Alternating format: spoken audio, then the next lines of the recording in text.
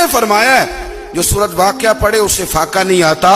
کہنے لگے چاند تو اپنی جگہ چھوڑ سکتا ہے, سورج گر سکتا ہے, تارے ٹوٹ سکتے ہیں, پر مدینے والے رسول کی بات غلط نہیں ہو سکتی.